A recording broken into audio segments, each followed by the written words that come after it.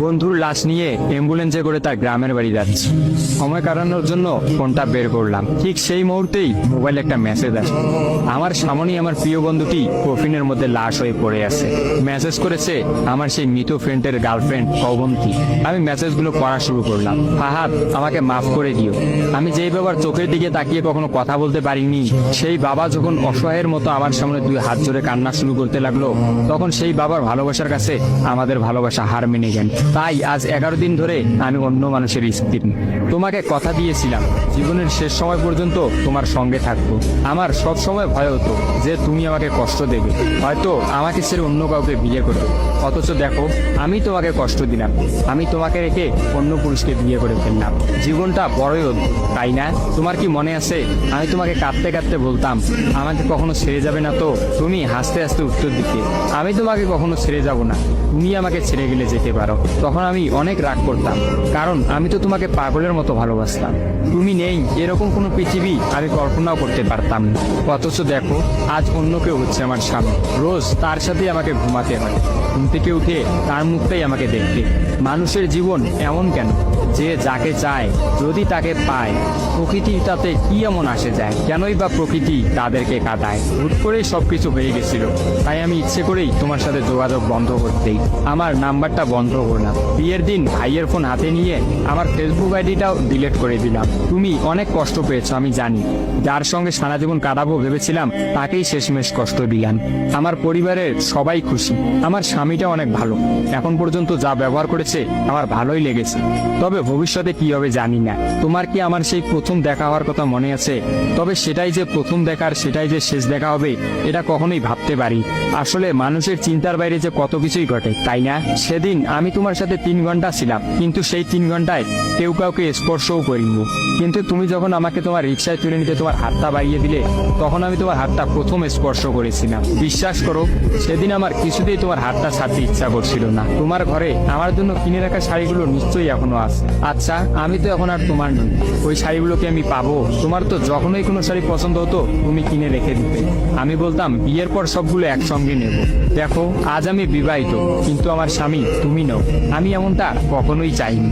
নিজের পছন্দের একটা মেয়েকে বিয়ে করে নিই, তারপরে শাড়িগুলো তাকে দিয়ে দিই। মেয়েরা শাড়ি কতটা পছন্দ করে তা কি তুমি জানো? যদি না জেনে থাকো তাহলে বিয়ের পর তোমার বউকে দিয়ে উপলব্ধি করে নিও। তোমার সাথে আমার অনলাইনে পরিচয়, তাই চিন্তা করেছি কোনোদিনও বেঁচে থাকতে আর অনলাইনে যাব না।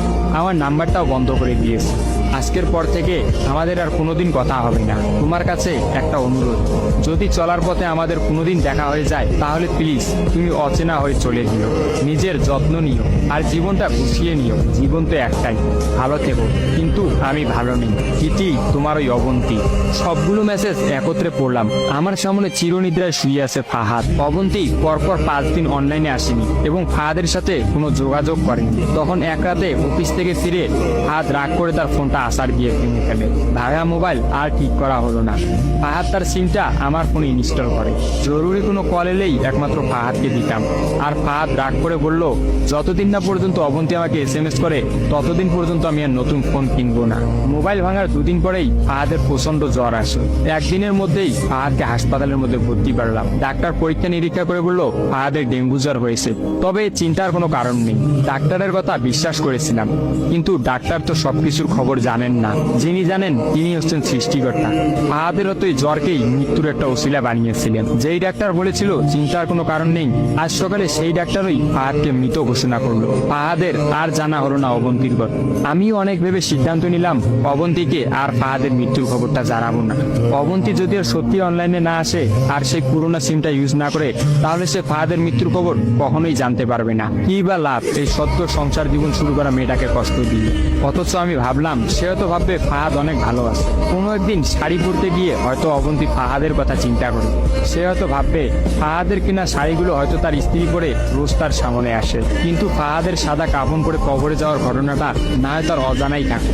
আমি ফাহাদের নাম্বার থেকে অবন্তীর ফোনে একটা মেসেজ দিলাম, আমার জন্য ভেবো না, স্বামীর সাথে নিজেকে মানিয়ে নেওয়ার চেষ্টা করো। বিবাহ বন্ধন জীবনের সবচেয়ে বড় একটা বন্ধন, ভালো থেকো আর স্বামীকে ভালোবেসো। অবন্তী রিপ্লাই দিল, এত সহজে ক্ষমা করে দেওয়ার জন্য অনেক ধন্যবাদ, আর মেসেজ দিও না, বিদায়, চির বিদায়। আমিও মোবাইলটা পকেটে রাখলাম।